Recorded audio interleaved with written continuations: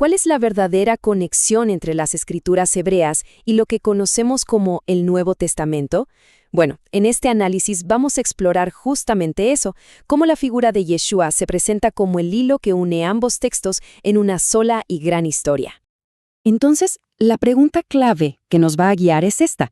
¿El Nuevo Testamento es algo totalmente nuevo, una especie de ruptura, o es más bien la continuación de un plan que ya venía desarrollándose desde hace mucho tiempo?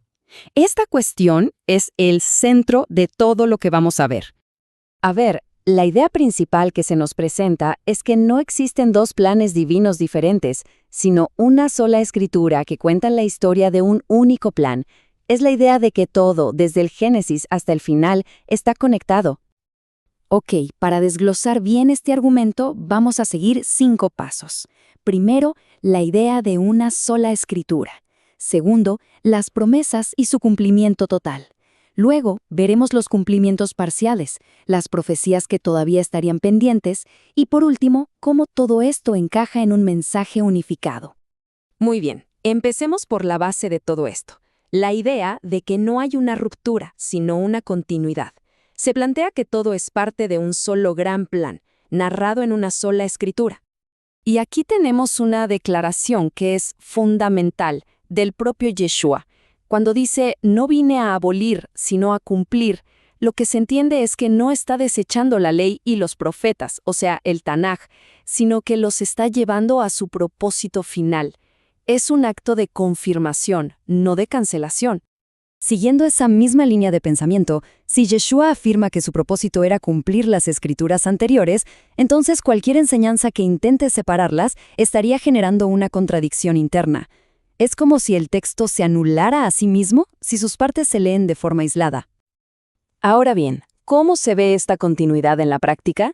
Vamos a enfocarnos en el concepto de promesa y cumplimiento, empezando por esas profecías del Tanaj que se presentan como cumplidas de una forma literal y total en la vida de Yeshua.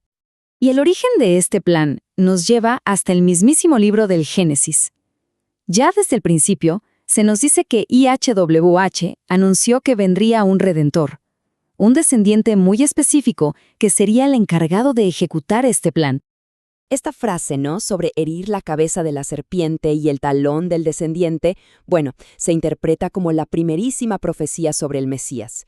Y esto ya establece un patrón, que la revelación completa del plan no se daría de golpe, sino poquito a poco, de forma progresiva, a lo largo de la historia. Y esa revelación gradual se ve clarísima en el linaje. La promesa empieza de forma muy general en Génesis, pero luego se va haciendo cada vez más específica. Primero pasa por Abraham, después se enfoca en la tribu de Judá y finalmente se ancla en la casa real del rey David. Es como un embudo, cada paso es más preciso que el anterior. Pero no se trata solo del linaje. El argumento se vuelve mucho más fuerte cuando vemos profecías súper específicas del Tanaj. Se sostiene que estos detalles no se cumplieron de una manera simbólica, sino con una precisión literal que es, francamente, asombrosa. Miren esto, por ejemplo. El profeta Miqueas, siglos antes, predijo el lugar exacto del nacimiento, Belén. Isaías describió su sufrimiento con un detalle impresionante, y el Salmo 22, increíblemente, hasta anticipó la escena de la crucifixión. La conclusión que se presenta es que la coincidencia de tantos detalles no puede ser casual, sino que apunta a un plan. Pero, a ver, no todas las profecías parecen encajar en esta categoría de cumplimiento total. Y aquí es donde se introduce un segundo tipo de cumplimiento. Las promesas que sí comenzaron con la primera venida de Yeshua, pero que todavía no se han completado del todo. Esto nos mete de lleno en la idea de un cumplimiento en etapas.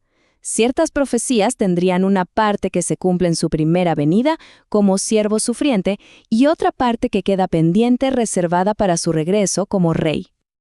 Para entender esto, hay un ejemplo buenísimo en una cita de Isaías, la misma que Yeshua leyó en la sinagoga. Fíjense que la profecía habla de proclamar libertad y del año favorable, pero justo después menciona y el día de venganza de nuestro Dios. Son dos ideas distintas. Y aquí viene el detalle clave. Cuando Yeshua lee este pasaje, se detiene, justo antes de mencionar el día de venganza. La interpretación de ese gesto es que estaba declarando: esta primera parte, la de la libertad y el favor, se cumple hoy, y la segunda parte, la de la venganza, la dejó para el futuro.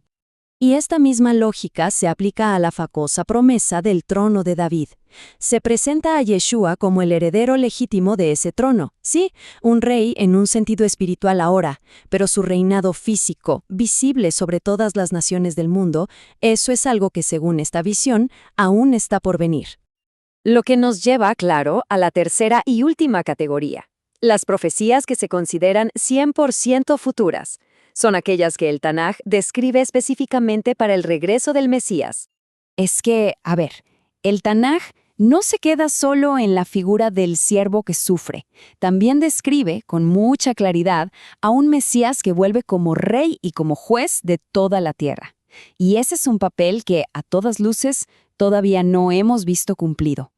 En esa agenda pendiente encontramos 3 puntos gigantescos: la restauración visible de Israel, el juicio de las naciones y, finalmente, su reinado universal sobre todo el planeta.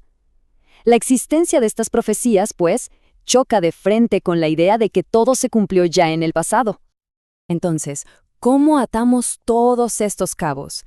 En esta parte final vamos a conectar todos los puntos para ver la gran conclusión de este argumento, que existe un solo mensaje, unificado, a lo largo de toda la Escritura. Este momento es clave. Imaginen la escena. Después de su resurrección, Yeshua se pone a explicarles a sus discípulos cómo toda la Escritura, desde Moisés en adelante, en realidad hablaba de él. Esto implica que el mensaje de los apóstoles no fue una invención, sino la clave para poder entender el Tanaj correctamente. Y así llegamos a la gran conclusión que lo une todo. El Mesías que sufrió en su primera venida es la misma persona que regresará para reinar. Ambas caras de la moneda son necesarias para cumplir todo lo que se anunció, y esto confirma el plan original de JHW, no lo reemplaza. Después de haber recorrido todo este argumento, queda una pregunta flotando en el aire, ¿no? Si la historia de Yeshua está tan profundamente conectada con el Tanaj, ¿es realmente posible entender una parte de la historia sin la otra? Es una pregunta que queda para la reflexión.